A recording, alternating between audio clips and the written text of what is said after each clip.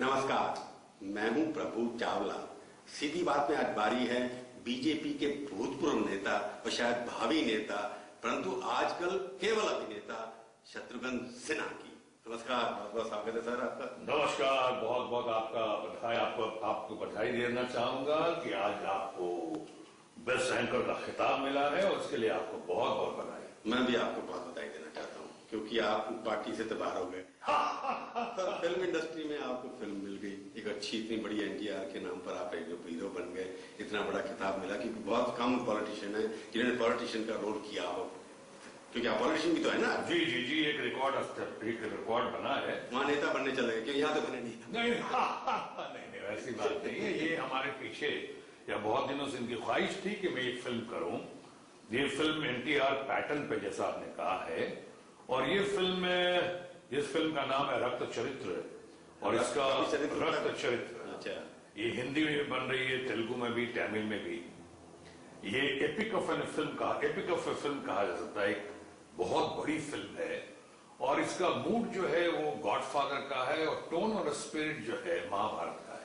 Political realities पे politically violent film है, बहुत अच्छी फिल्म है, बहुत बड़ी फिल्म है। इनकी ख्वाहिश तो बड़ी है। रामगोपाल वर्मा छोटी मोटी फिल्में बनाती है और तो आपके ऊपर कोई ना कोई नया एक्सपेरिमेंट कर रहे हैं। लड़की शायद है कि नहीं उसके एक्सपेरिमेंट करने मुझे पर एक बता दिए, फिल्म के बाद में बात करूंगा आपसे। अब बीजेपी का जो क्राइसिस है, आप फिल्मों की तरफ सारे जितने भी आपके नेता विरोध करना है, जो आप स्क्रीन की तरफ जब जा रहे हैं, तो आप पद नहीं देना पार्टी में। कोई नेता आपका कोई पार्टी में शायद पद के काबिल नहीं समझा गया हो मुझे। ये बात अलग है कि मुझे कैबिनेट मंत्री का पद दिया गया या मुझे उसके काबिल समझा गया। ये भी एक इतिहास बना कि पहली बार तो फिल्म इंडस्ट्री का आदमी रिकॉर्ड बना कि फुल फ्लेजेड कैबिनेट मिनिस्टर बना, minister of health and family welfare और फिर कैबिनेट मिनिस्टर ऑफ शिपिंग। लेकिन पार्टी में किसी पद के काबिल नहीं समझा गया। तो पार्टी में कोई नेता है आजकल आपका कोई?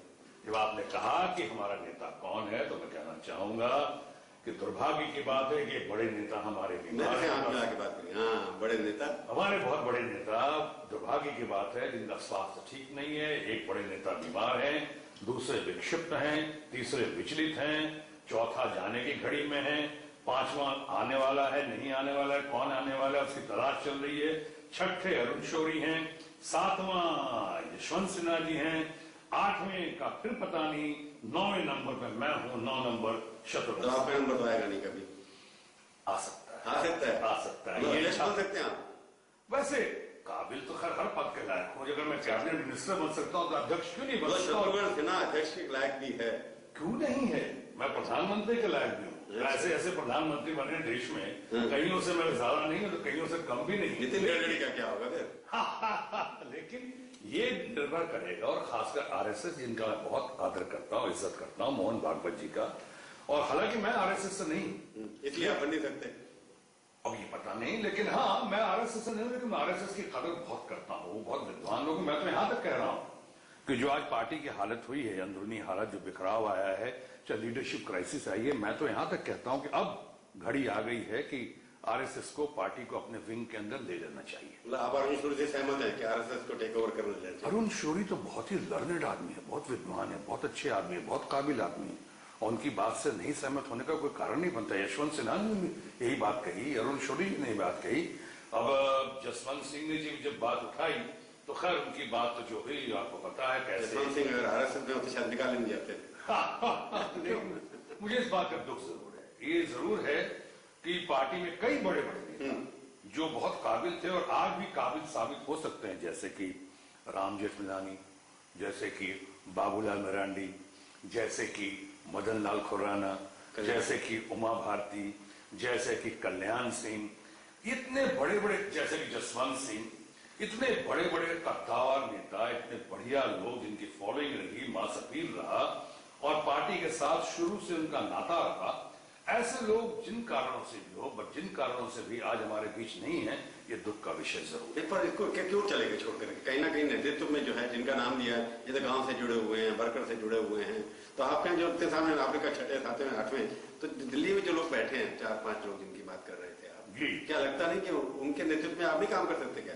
देखिए, एक शेर अर्ज करता हूं, जिन्हें आपने 4-5 लोगों का जिक्र किया, या बाबा जी ने भी कहा था दिल्ली के 4 लोग जो हैं उनमें से कोई नहीं बनेगा। अगर आप समझते हैं कि उनका मार्गदर्शन मिले या उनका मार्गदर्शन होना चाहिए पार्टी के ऊपर, तो मैं तो यही कहना चाहूंगा कि जो पहुंच गए हैं मंजिल पे, उनको तो नहीं है नाज़े सफर, 2 कदम अभी जो चले नहीं, रफ्तार की बातें करते हैं। अच्छा, मतलब ये 2 कदम भी नहीं चले जो लीडर बचे हुए हैं, रफ्तार की बातें हो रही हैं, ऐसा नहीं। हमें चाहिए परिपक्व लोग, मैच्योर्ड लोग, ऑल इंडिया एक्सेप्टेबल और ऑल इंडिया रिस्पेक्टेबल लोग, जिनकी शाख हो, धाक हो, कमिटमेंट हो, सीनियरिटी हो और एक्सेप्टेंस। तो ये ऊपर वाले 4-5 में वो नहीं फिट बैठते उसके। बस वक्त तो और भी बहुत काबिल लोग हैं। आपने कहा कि कांग्रेस बीजेपी कोalition बनना चाहिए, ये भी कह दिया आपने। देखिए, मैं आज भी कहता हूं, और मैंने क्यों कहा, मैं कह रहा हूं जब जयललिता और भारतीय जनता पार्टी या करुणानिधि जी और कांग्रेस और मुलायम सिंह यादव, लालू यादव, ये जब मिल सकते हैं, वो इमरजेंसी के खिलाफ अपने आप को जाहिर करते हुए आज इमरजेंसी वाली पार्टी के साथ मिल सकते हैं कांग्रेस के साथ, तो नेशनल इंटरेस्ट में, लार्जर इंटरेस्ट में, मिनिमम कॉमन प्रोग्राम के आधार पे भारतीय जनता पार्टी और कांग्रेस पार्टी क्यों नहीं मिल सकती? कलाकार के नाते बोल रहा हूं, पार्टी एक्टिविस्ट के नाते नहीं बोल रहा हूं। अगर मिलते हैं कॉमन मिनिमम प्रोग्राम के आधार पे, तो रोज रोज की पॉलिटिकल ब्लैकमेलिंग बंद हो जाएगी। छोटी छोटी पार्टीज कुछ जिस तरह से तंग करती हैं, कई बार सरकार के गिरने के आसार आ जाते हैं, कम से कम सरकार 5 साल तक चलेगी। तो पर आपका उच्च विचार इतनी दूर तक पहुंच गया कि राहुल का भी गुणगान करना शुरू कर दिया आपने कहा राहुल की चलन अच्छा है, राहुल की सोच उत्तम है। जो लोग एतराज कर रहे हैं कि मैंने इनकी तारीफ की, उनकी तारीफ की, मुझे जो लगता है जो देश हित में, समाज हित में जो लोग अच्छा कर रहा है, चाहे किस पार्टी का हो, जिस पार्टी का हो, उसकी तारीफ करनी चाहिए, उसकी हौसला अफजाई करनी चाहिए। लेकिन मैं पूछना चाहता हूं उन लोगों से जिन लोगों ने आग लगाने की कोशिश की है बीजेपी में, कि मैं ऐसा बोल रहा हूं, उनके बारे में बोल रहा हूं, उनसे पूछना चाहता हूं कि वो सरदार वल्लभ भाई पटेल की तारीफ क्यों करते हैं, वो महात्मा गांधी की तारीफ क्यों करते हैं? वो उनकी पार्टी के तो नहीं, हमारी पार्टी के तो नहीं है, तो हर पार्टी के। राहुल गांधी आपने सरदार वल्लभ भाई पटेल से ना मैं तुलना नहीं की, मैं कहता हूं कि ये जिनको सूट कर रहा है, अलग अलग कानून क्यों कहते हैं कि आप प्रोफेशनल एक चार्ज लगाते हैं कि आप ब्लैकमेल करके टिकट ले लें।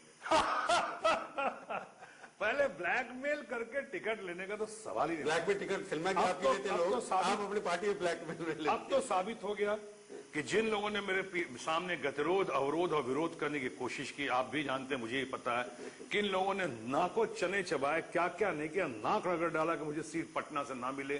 कोई चाहता था दिल्ली से लड़ूं, दिल्ली में सुपड़ा साफ हो गया, उसके बाद बोल रहे शायद, और कोई कह रहा वहां से लड़ो वहां।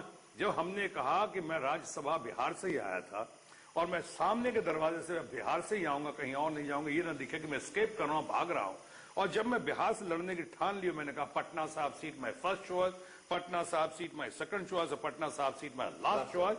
उसके बावजूद कितने लोगों ने क्या क्या खेल नहीं किया, लेकिन शायद समूह के सीने पर सांप लौट गया और मैं पटना साहब सीट से जीता ही नहीं, बल्कि रिकॉर्ड मार्जिन से जीता। प्रभु की असीम अनुकंपा, जनता जनार्दन की कृपा। और आपने एक चीज और देखी होगी कि मैंने पटना साहब सीट के लिए किसी बड़े नेता को, किसी को आमंत्रित नहीं किया, किसी को नहीं। तो अगर सीट ली तो शायद मैंने अपने साथ साथ पार्टी की आपने किसी नेता को, आपका कद इतना बड़ा कैसे हुआ? इसका मतलब क्या है कि आपके आज झारखंड में भी आप अकेले नेता हैं जो जा रहे हैं ज्यादा, सबसे ज्यादा। मैं उसे पूछूंगा, पर चिंता फिर भी आपको है, चिंतित है, क्यों है, मैं पूछूंगा आपसे देख के। सीधी बात में आपका एक बार फिर से स्वागत है। हम आज बातचीत कर रहे हैं शत्रुघ्न सिन्हा से। तो लगता है कि आरएसएस के बिना बीजेपी का कोई फ्यूचर नहीं लगता। पेरेंटहुड है, हम उनके ऑफशूट हैं। मैं आरएसएस से नहीं आया हूं, लेकिन आरएसएस जो है वो अभिभावक है। अगर हमारे बच्चे बिगड़ रहे हैं या बिखर रहे हैं या बिफर रहे हैं, तो ये अभिभावक का ही फर्ज बनता है। और मैं समझता हूं अभिभावक कर रहे हैं, वो लोग कर रहे हैं, इसीलिए मैं कहता हूं उनको साथ लेना चाहिए। परंतु जो एनटीआर की फिल्म जो बन रही है, वो कोई रिहर्सल कर रहे हैं चीफ मिनिस्टर का? क्या लगता है कि फिल्म के बारे में, क्योंकि आपका रोल है उसके अंदर एक बड़े पॉलिटिशियन का जो सबको मिला के चलता है, आप प्रैक्टिस कर रहे हैं, स्टडी कर रहे हैं कि एनटीआर ने चुनाव कैसे जीता फिल्म स्टार के? मुझे ही क्यों, लोगों को सीखना चाहिए। मैं तो ठीक है, आप क्यों सीखा? आपने रोल एक्सेप्ट किया और सोच के कि 2010 में एनटीआर बिहार का कौन होगा? शत्रुघ्न सिन्हा।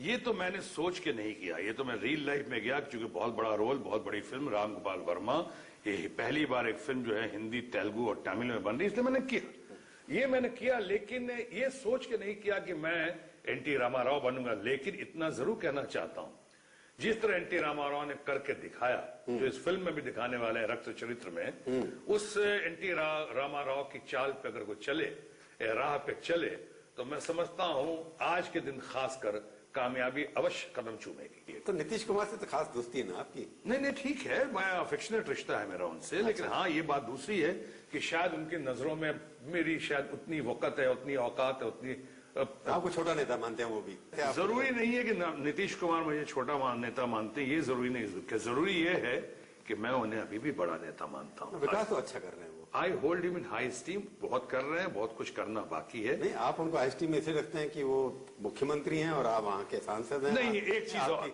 या वो अच्छा काम कर रहे हैं? नहीं, वो अच्छा काम करने की कोशिश जरूर कर रहे हैं। नीतीश कुमार की नीति 4 साल हो गए करके रहे हैं, अब तो जाना है उनको। नीयत अच्छी है, नीति भी अच्छी है, लेकिन इतना जरूर है कि मेरा कोई काम अगर आप बताएं, मैंने फिल्म सिटी का इतना बड़ा प्रोजेक्ट दिया पब्लिक के इंटरेस्ट में, बिहार के इंटरेस्ट में, उसको ना सिर्फ दरकिनार किया कि हमने, मेरा अफसोस है कि हमको चिट्ठी लिखते हैं तो चिट्ठी का जवाब तो दूर की बात है, एक्नॉलेजमेंट भी नहीं आता है। फोन भी नहीं करते, वो तो दुर्भाग्य है। उसी तरह से मैंने आज तक कभी किसी मुख्यमंत्री से, किसी स्टेट से, और मैं आपके सामने सीधी बात कर रहा हूं, नीतीश कुमार से भी मैंने आज तक कभी कोई फेवर अपने लिए नहीं मांगा और न मांगूंगा। मैं कुछ भी कहूंगा तो मैं लोगों के लिए कहूंगा, अपने स्टेट के लिए कहूंगा, बिहार के लिए कहूंगा, बिहार जिंदाबाद के लिए करूंगा, बिहार की आबादी के लिए करूंगा, वहां के विकास के लिए करूंगा। बिहारी बाबू जो है जब जाएगा चुनाव में 2010 में, तो नीतीश बाबू के साथ झगड़ा होना है। नहीं भी होना है तो आप करवा देंगे। नहीं करवा तो नीतीश बाबू चैलेंज तो उसी को करेंगे ना, आप या तो अलायंस में लड़ेंगे, अभी तो अलायंस पार्टनर है। तो अलायंस है हमारा, हाँ बिल्कुल अलायंस है। फिर नीतीश बाबू को हटाने के लिए तो एक बार बाबू हटाना है, दूसरा तो बिहारी बाबू कैसे आएगा? देखिए, जिंदगी की असली उड़ान अभी बाकी है ना? मेरे इरादों का इम्तहान अभी बाकी है। अभी तो नापी है मुट्ठी भर जमी हमने, आगे अभी सारा आसमान बाकी है। तो आपकी उड़ान वहां तक जाने वाली है? अवश्य, यकीनन। 4 साढ़े 4 साल में आप बिहार को जानते हैं, 4 साढ़े 4 साल में जो नीतीश कुमार से जो अपेक्षाएं थी उस पर खरे उतरे हैं कि नहीं उतरे? देखिए, बात यह है कि बात नहीं कर रहे अब आप। नहीं, इतने सालों का जंग लगा हुआ मामला अचानक रातों रात तो चमत्कार नहीं हो सकता। मैं कहता हूं नीतीश कुमार की नीति भी अच्छी है और नीयत भी अच्छी है। उनके साथ बाकी लोग चाल अच्छी नहीं है। नहीं, कई बार ऐसा दिखता है, कुछ लोग कहते हैं, मैं नहीं कहता, कुछ लोग कहते हैं कि शायद एरोगेंस है या अहंकार है, कुछ लोग कहते हैं, या फिर ये कहते हैं वन मैन आर्मी बनने की कोशिश कर रहे हैं। वन मैन आर्मी से काम नहीं चलता, ही तो मैं भी मानता हूं। नीतीश कुमार टीम वर्क चाहिए। Nitish Kumar one man army, लोग कहते हैं, मैं नहीं कहता, लेकिन वन मैन आर्मी से काम नहीं चलता है। टीम वर्क चाहिए और कमिटेड टीम वर्क चाहिए। हम समझता हूं नीतीश कुमार को भी आगे ऐसा कंपटीशन की जब बात करते हैं तो आपका वहां भी कंपटीशन फिल्म इंडस्ट्री में भी है। फिल्म इंडस्ट्री में आपको लोग अमिताभ से जब से आपने छोड़ा, आपने कहा हमने चेक वापस कर दिया फिल्म जिसमें अमिताभ होता, तो अभी भूल गए कि दुश्मनी, या अभी भी आपको लगता है कि वो आपकी दुश्मनी अमिताभ जी से चालू है? नहीं, देखिए, पहली बात तो अमिताभ बच्चन से मेरी कोई दुश्मनी नहीं रही। हम लोग संघर्ष के दिनों के साथी हैं, उनसे उम्र में जरूर बड़े हैं, लेकिन अनुभव में शायद मैं उनसे बड़ा हूं, स्टारडम में वो मुझसे बड़े रहे। Let's face the fact. अभी हमारा इशू बेस रहा है। अब जैसे मिसाल के तौर पर अभी उनकी कोई फिल्म आई है पा। मुझे लगता है कि ये अमिताभ बच्चन जो काम किया है, बहुत ही डेयरिंग काम किया है, बहुत चैलेंजिंग काम किया है। दूसरे एक्टरों को भी सबक लेनी चाहिए कि इतना सीनियरिटी के साथ इतने स्टेचर पर पहुंचने के बाद एक बीमार और इतने 13 साल के बच्चे का रोल करना, ये बहुत बड़ा मैं समझता हूँ चैलेंज और डेयरिंग काम किया है। मेरे दिल में उनके प्रति बहुत शुभकामना है और श्रद्धा बढ़ गई ना उनके प्रति, कलाकार के नाते और बढ़ गई है। कटवाल कम हालांकि ये बात दूसरी है कि अमिताभ बच्चन ने दोस्त के नाते, हम दोस्त मानते रहे, कभी उन्होंने हमारी कोई मदद नहीं किया, ना मैंने उनसे कभी मदद की अपेक्षा की, ना कभी मदद करने में सामने आए। लेकिन इसका मतलब ये तो नहीं कि हम कलाकार, अपेक्षा भी नहीं है, मुझे अपेक्षा नहीं, क्योंकि आपको लगता है देंगे नहीं, आपसे अपेक्षा है, ना सुभाष घई से अपेक्षा है, ना किसी से अपेक्षा है। लेकिन मैं अगर उनको जरूरत पड़ेगी कभी तो मैं अवश्य सामने आऊंगा, और पहले भी आया। डीएनए में आपका है कि आप हीरो लगते हैं पर रोल विलन का करते हैं। देखो, मैं आपको प्रभु जी सीधी बात बताता हूँ। जी हाँ, अब हम शत्रुघ्न सिन्हा से पूछेंगे 5 तीखे सवाल। आपकी पार्टी का अध्यक्ष का चुनाव होने वाला है, तो किसको चुनना चाहिए, पार्टी को या आरएसएस को?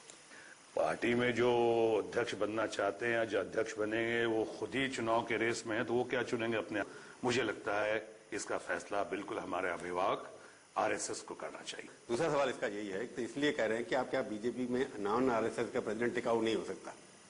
हो सकता है, अगर गुणी हो, काम का हो तो हो सकता है, लेकिन चूंकि इस वक्त मामला थोड़ा सा ट्रैक से बाहर आया है, इसलिए अभी पार्टी में डिसिप्लिन है, इसे डिसिप्लिन की जरूरत ऐसा दिख रहा है कि पार्टी में नेतृत्व की लीडरशिप की क्राइसिस है, तो लीडरशिप क्राइसिस को दूर करने के लिए और दुरुस्त करने के लिए आरएसएस का सामने आना बहुत जरूरी है। बिहार में लड़ाई करने अगर भेजा जाएगा आपको, अगर आपको कहा जाए कि बीजेपी के अध्यक्ष बन जाइए, तो आप तैयार हो जाएंगे, पद ले लेंगे? वो बिहार का, हाँ। तो राष्ट्र का क्यों नहीं? आप एक्सेप्ट नहीं करेंगे इसका मतलब? ना मैं मतलब पूछा बीजेपी का, अगर चुनाव लड़ने से पहले आपको कहा जाए कि आप अध्यक्ष बनिए और शायद मुख्यमंत्री। देखिए, मैं इतना ही कहना चाहूंगा, मुझे इस मामले में और खासकर जिस तरह से मैंने अपने आप को समर्पित किया है इस वक्त अपने तमाम लोगों के साथ आरएसएस का और खासकर मोहन भागवत जी का जो भी आदेश होगा मेरे लिए मैं करूंगा। पार्टी सीधा आप राष्ट्रीय रिस्पॉन्सिबिलिटी लेना चाहते हैं, क्षेत्रीय नहीं? ऐसी बात नहीं। मुझे जिस काबिल समझा जाएगा मैं अपना रोल अच्छी तरह निभाऊंगा, चाहे जो भी रोल मैं पूछा हूं बिहार का अध्यक्ष। लेकिन ये बात अलग है कि मुझे आज तक किसी काबिल नहीं समझा गया, दुर्भाग्य भी है। तो एक बार बिहार का मुख्यमंत्री क्या कह रहे थे आप? बिहार का मुख्यमंत्री दावेदार कैंडिडेट बना के भेजा है, तो जाएंगे आप? पहले भी शायद कुछ लोगों की कोशिश थी, नहीं, फेल हो गए। लेकिन कुछ लोग बीच में आकर जाएंगे अगर घोषित किया जाए। अगर मुझे लगेगा कि हाँ ये जनहित में, बिहार के हित में, बिहार के विकास के लिए, बिहार की तरक्की पर आपको वहां क्या डंडे चलाने के लिए भेजा जाएगा? मैंने कहा मुझे मंत्री हो या संतरी, जिस काबिल समझा जाएगा मैं रोल करने को तैयार। शत्रुघ्न सिन्हा का सपना क्या है? बिहारी बाबू का सपना है पटना संपन्न हो, बिहार विकसित और गरिमामय हो, भारत खुशहाल हो, मजबूत हो और समृद्ध हो। पॉलिटिशियन वाला भाषण कर दिया आपने। चलिए, आप हमारे स्टूडियो में आए, बहुत बहुत धन्यवाद। तो ये थी आज की मुलाकात। सीधी बात का ये कार्यक्रम आपको कैसा लगा? आप अपनी राय हमें ईमेल के जरिए भी भेज सकते हैं। हमारा ईमेल का पता है sb@aajtak.com। अगले हफ्ते आएगी बारी किसी और हस्ती की। इंतजार कीजिए तब तक और देखते रहिए आज तक। खामोश।